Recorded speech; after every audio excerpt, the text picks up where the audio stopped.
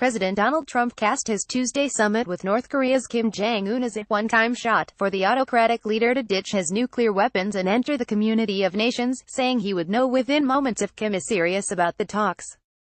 Trump said Saturday he was embarking on a mission of peace, as he departed the Group of Seven meeting in Canada, to fly to the summit site in Singapore, saying he has a clear objective in mind, to convince Kim to abandon his nuclear program in exchange for unspecified protections from the U.S. Trump acknowledged that the direction of the high-stakes meeting is unpredictable, adding it will always be spur of the moment, it's unknown territory in the truest sense, but I really feel confident, he told reporters.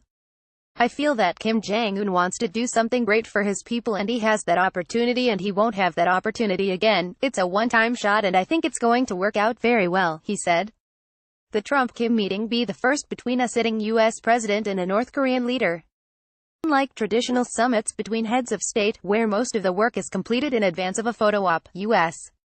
officials say the only thing certain ahead of these talks will be their unpredictability. Raising expectations in advance of the meeting, Trump said the outcome will rely heavily on his own instincts. President, who prides himself on his deal-making prowess, said he will know, within the first minute of meeting Kim, whether the North Korean leader is serious about the nuclear negotiations. I think I'll know pretty quickly whether or not, in my opinion, something positive will happen. And if I think it won't happen, I'm not going to waste my time. I don't want to waste his time, Trump said. This is a leader who really is an unknown personality, Trump added of Kim. People don't know much about him. I think that he's going to surprise on the upside, very much on the upside. The Kim sit-down comes as Trump's combative style of diplomacy has been on stark display this weekend in Canada during the annual Group of Seven summit. Tensions flared between Trump and U.S. allies over his protectionist economic policies and decisions to exit the Iran nuclear deal and Paris Climate Accord. After cutting short his participation over the IC reception, Trump veered within hours from espousing a great relationship with the U.S. allies to tweeting that his host, Canadian Prime Minister Justin Trudeau, had been very dishonest. He cited Trudeau's comments as a reason to withdraw from the G7's official statement, underscoring the unpredictable nature of negotiations with the American president.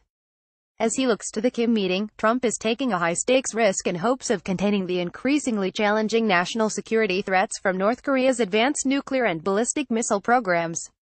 Seeing Nobel Peace Prize laurels and eyeing potential to show up his critics at home and abroad, Trump is granting Kim the international legitimacy he's long sought in hopes of securing a legacy-defining accord. He could take that nation with those great people and truly make it great, Trump said. That's why I feel positive, because it makes so much sense. Trump also praised the North Koreans, saying they have been really working very well with us during preparations for the summit, even though Trump had canceled the summit last month following a recent period of what he called tremendous anger and open hostility from the North Korean government. But then Trump did a quick pivot, signaling almost immediately after scrapping the meeting that he was open to going ahead with it, after all.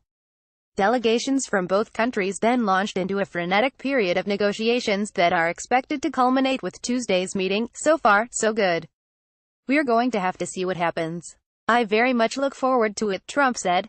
Still, questions remain about what a deal on the North's nuclear weapons could look like. Trump has said he believes Kim would agree to denuclearization, and Secretary of State Mike Pompeo said Thursday he had received Kim's personal assurances to that effect, but the two countries have offered differing visions of what that would entail. Despite Kim's apparent eagerness for a summit with Trump, there are doubts that he would fully relinquish his nuclear arsenal, which he may see as his guarantee of survival. Defense and intelligence officials have assessed the North to be on the threshold of having the capability to strike anywhere in the continental U.S. with nuclear-tipped missile of capacity that Trump and other U.S. officials have said they would not tolerate. Trump reiterated his promise Saturday that the U.S.